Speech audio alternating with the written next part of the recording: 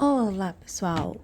Hoje é mais um dia daqueles em que eu preciso colocar meu sapato de proteção de pé, porque vamos ter que fazer uma grande arrumação. Não se assustem, o espaço que hoje nós vamos arrumar é um espaço que está bem bagunçado. Gente, não tem nem onde pisar direito. Como é que eu vou fazer para entrar para arrumar? Não se assustem. Isso que acontece quando a gente tem 2 filhos pequenos em casa e a gente precisa estar sempre esvaziando, fazendo uma reciclagem em tudo que a gente tem em casa.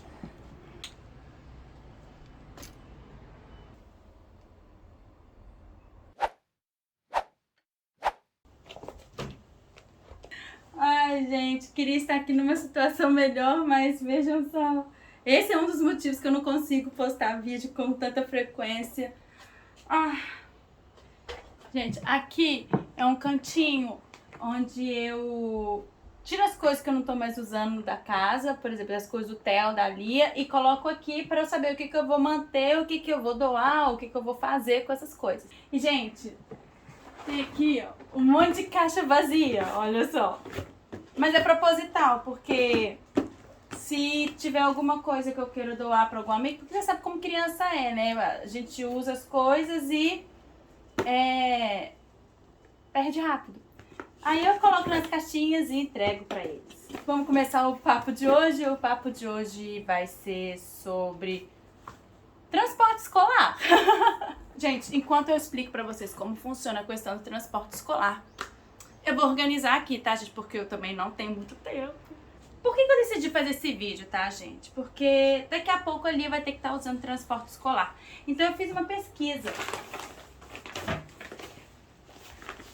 para saber como é que funciona o transporte escolar aqui na Coreia. Não sei, de repente essas caixas aqui eu acho que eu podia jogar fora, hein? Isso aí é uma caixa boa, né? Olha, não vai guardar umas coisas aqui nessa caixa, né? Assim, ano que vem, a Lia, pode ser que ela comece a usar o transporte escolar. A Lia tá hoje com 36 meses. E aí você fala, nossa, mas a Lia usando transporte escolar com 36 meses, 3 aninhos. Eu falo, gente, aqui na Coreia é tudo muito diferente. Os jardins de infância, eles têm a partir de 0 até 7 anos de idade coreana, que significa 6 anos no Brasil. E na Coreia, o ensino ele não é obrigatório até a criança completar 6 anos. Depois, quando ela vai para o Elementary One, que seria a primeira série do ensino fundamental, aí existe a possibilidade da criança ou ir para uma escola pública, porque todas as escolas são públicas aqui, né? Existe, claro, exceções das escolas internacionais, uma ou outra escola que tem um viés diferente. Ou faz o homeschooling. Então, tem alguns pais que preferem optar pelo homeschooling. Claro, tem todo um aparato que é feito. E o homeschooling, a diferença é o quê? Os pais seguem a cartilha da escola, o cronograma da escola, porém a criança não vai para a escola. Ela estuda em casa. E, de vez em quando, um professor vai até a casa dessa criança para ver como é que está o andamento. E a criança faz prova na sala de aula. Então, pelo menos durante as provas, a criança tem que ir para a escola. Eu ainda não decidi como é a questão da Lia, porque a Lia ainda tá com 3 aninhos e ela só é obrigada a ir para a escola mesmo com 11 anos de idade. Pelo menos até hoje, nesse dia que eu estou gravando esse vídeo, é com 11 anos. Mas a Lia, ano que vem, ela deixa de ir, ela sai da, o que se diz aí no Brasil, né, creche, e vai para o jardim de infância. Só que a creche aqui na Coreia também é um pouco diferente da creche do Brasil, né? Existem, as aulas aqui, elas são feitas para o desenvolvimento da criança, né? Não é só uma creche que você vai e deixa a criança lá porque você não tem como cuidar, porque você precisa trabalhar e tudo mais. Não, não é isso. Aqui é uma escola mesmo. As crianças, elas têm... Vou até mostrar pra vocês como é que funciona. Eu tenho uns livros aqui da Lia. Então, aqui, pessoal, esse aqui é o material de 1 mês de aula dela, tá? Então, primeiro é o caderno de exercícios, que é o Playbook. Ele tem as atividades que vai de tracejado, de a professora falar e ela escolher o que ela quer, vai fazer círculo, né? Então, é começar o desenvolvimento para a escrita. Já o segundo livro é um livro do sentimento. A professora lê para ela sobre um sentimento naquele mês, por exemplo, desse livro é o orgulho. Em casa, eu posso ler para ela ou a maquininha conta a história. O outro livro é um livrinho de contos de fadas. Então, todo mês tem um conto de fadas diferente. Esse daqui é o dos 3 porquinhos. E aí é a mesma situação. A professora lê na escola e eu leio em casa com ela ou a maquininha lê para ela. Esse primeiro é para você fazer o sentimento no bonequinho. Então você vai fazer um rostinho feliz, um rostinho triste, vai desenhar um menino, uma menina. E aí as crianças brincam com isso ao longo do mês. Aí vem a casinha que é bonitinha aqui para você guardar o brinquedinho. E fora isso, vem vários cartões de palavrinhas que as crianças estão aprendendo naquele mês. Então, por exemplo, tem das cores, tem as letras para início de leitura. Quer dizer, e ela tá, hoje, seria no creche 3, né? Que é o último ano da creche, antes dela ir pro jardim de infância mesmo. E aí no jardim de infância tem outros materiais iguais a esse. Eu já tô olhando para ela a questão de uma van, porque pode ser que a escola onde eu quero que ela estude, que é uma escola bilíngue, é 7 minutos daqui de casa. Então, eu tô olhando a van. E aqui uma coisa muito interessante é que tem creche e jardim de infância em cada esquina. Inclusive, por exemplo, no condomínio onde eu tô, então nós temos aqui nesse complexo, né? Nós temos 20 prédios. Em cada prédio tem um jardim de infância, né? E a mesma coisa, gente. E vai professor, por exemplo, vai professor de inglês para dar aula de inglês pro maternal, tá, gente? Vai professor de educação física. Então, tem todo um diferencial, né? E é o mesmo ritmo para o jardim de infância e o mesmo ritmo para o elementary. Então, como é que funciona? Aí tem a van escolar e tem o ônibus, né? Aí depende de onde a criança está indo. E essas vans escolares, então tem, por exemplo, tem a van escolar que vai para aquele jardim de infância ou para aquela creche, e tem a van que vai para o taekwondo, a van que vai para o inglês, a van que vai para a aula de natação. E são os próprios professores que pegam as crianças em um determinado ponto. Então, por exemplo, eles não vão até a casa, igual era na minha infância.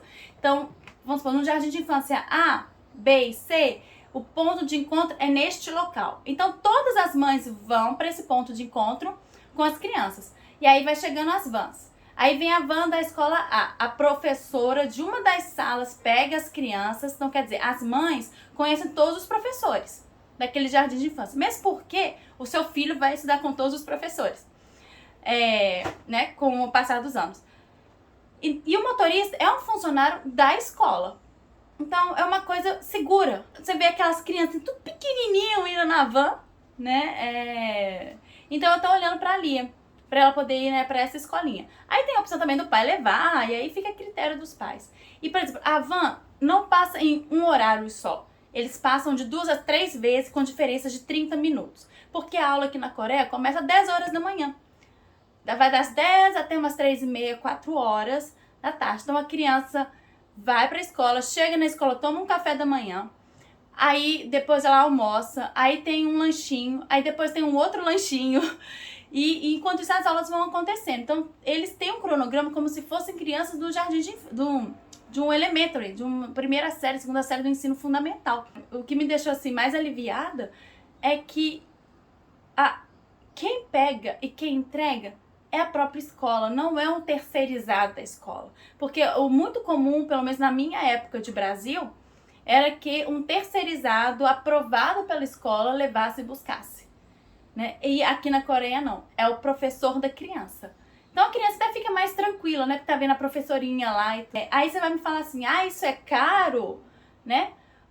Aqui na Coreia, gente, existe o benefício para que tenha filhos, né? Então tem muitos pais que decidiram ter filhos, mais filhos, né? Porque o governo ajuda, né? Eles dão bolsa. A creche e o jardim de infância, eles são particulares. Tem a do governo? Tem, mas tem as particulares. Então, essas particulares, o governo vai te dar um valor mensal e você paga a escola. Se você quiser deixar o seu filho na escola. Se você não quiser deixar o seu filho na escola, você pode ficar com você mesmo e você usa esse dinheiro para fazer o que você quiser para a criança. E aí vem esse apoio do governo até a criança ir para a primeira série, né, que é o Elementary One. Por quê? Porque aí a escola já é pública, né, não se paga escola aqui. E aí depois eu vou até faço um outro vídeo explicando como é que funciona, porque, por exemplo, só um parênteses aqui, as crianças, assim como acredito que recente no Brasil, né? Não existe mais tomar bomba, né? Repetir de ano. As crianças elas vão passando. E aí a diferença é que aqui a nota que a criança tira desde a primeira série, ela acumulada junto com a nota que seria um vestibular. E aí quando você entra na faculdade, você é um somatório de tudo, não seria apenas a nota do vestibular que garanta você entrar numa faculdade ou não. É todo o seu currículo escolar. Então a criança, desde pequenininha, ela já é acostumada a estudar muito, porque senão ela não consegue passar naquela faculdade. Então aí é onde entra toda a questão dos hagwons, que seriam as academias, que as crianças aprendem antes a matéria antes do que é dado na aula. Aí vem toda uma história que depois eu posso contar pra vocês como é que funciona. Espero que vocês tenham gostado, né? E, gente, acabei eu não arrumando nada, né? Sentei aqui pra conversar. Aí fiquei aqui, né? Só uma coisa que eu fiz foi colocar aqui, gente, um tapete dentro da caixa. Então, espero que essa explicação seja útil pra você. Né, você que está pensando em morar na Coreia, criar seus filhos aqui, é importante saber desses pequenos detalhes, né? Porque querendo ou não, a vida agora é dos nossos filhos, né? A nossa já foi, né? Agora a gente tem aqui, é só fazer o caminho. E garantir que eles tenham uma infância segura e feliz. Se gostou, me deixa um joinha, deixa aí, fala que vocês gostaram desse tipo de conteúdo, que eu produzo mais conteúdo assim. Espero te ver no próximo vídeo. Tchau!